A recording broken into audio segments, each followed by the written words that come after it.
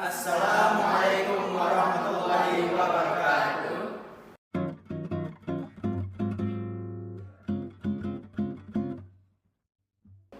Hello everyone, we are grade 11 of Mutiara Harapan Islamic School, and today we're doing our chemistry experiment, namely titration, for chemistry ASNA level together with our chemistry advisor and teacher, Ms. Lee.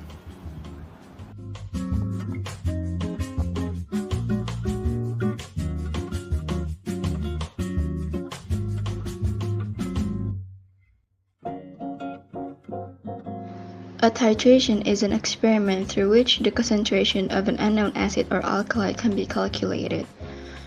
If we have an unknown concentration of base, we can do a titration to see how much base is needed to neutralize a standard solution of acid of known concentration and vice versa. The titrant is a solution of known concentration that is added or titrated to another solution.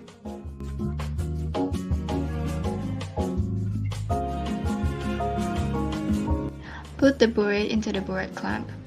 Pour the sodium hydroxide solution from the beaker into the burette using a funnel. You can also take the burette out of the stand, tilt it, and rotate it to cover all of the side surface with the base. Then, let the solution drain through the stopcock into a waste beaker. Cleaning the burette this way will ensure to remove any leftover substances from previous experiments. Put back the burette to the burette clamp. Now, we pour more sodium hydroxide into the burette using a funnel. Next, we open the stopcock to allow several drops to rinse through the tip of the burette.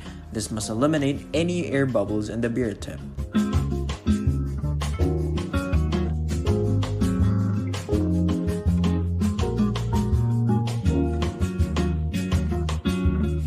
We then draw 25 milliliters of the acid solution into the volumetric pipette and transfer this solution into a conical flask. Now that we've got our 25 milliliters of HCl that we've prepared into our conical flask previously, we're pretty much all set to go. Once you have done all of this, you've got rid of your air bubbles, then make sure that you haven't got any sodium hydroxide on the tip of your burette because this will affect your titration results. Don't forget to put a white paper on the bottom part of the conical flask so that you're not going to be confused about the real color of the solution.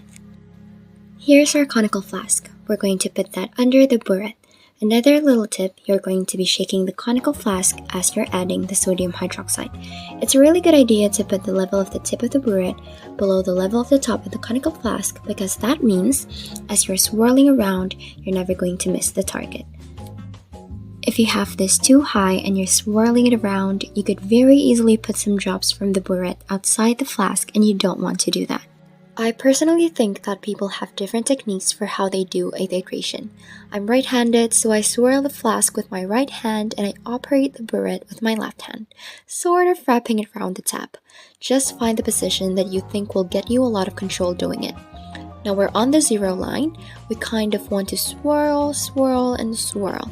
You can start off relatively quickly because it may well be that you have a fair idea of what your final titration volume is going to be, so you can fairly whiz through the first half or the first part of the titration quite quickly.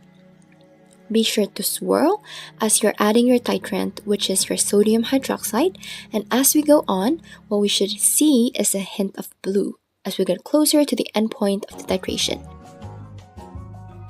Now you should remember that the lighter the blue, the better.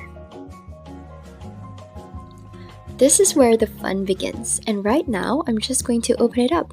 I don't see any blue color yet because we have a strong excess of the hydrochloric acid, but as I get closer to the equivalence point, I'm going to see more of a blue color happening. Now, the blue color is lasting a little bit longer. That means I'm getting close to the equivalence point. Now let's raise this up a tiny bit. The longer the blue color lasts or whatever color change is happening in your flask, the closer you are to the equivalence point. You want to get to the point where you added just enough so that one drop gets you your color change. And I'm going to stop here. So I've added probably a little too much sodium hydroxide here, and it's a little bit too dark of a color, of a blue, but remember to slow down when you are reaching your end point of titration so that you'll get a perfect hint of blue. And remember to record your final volume of titration.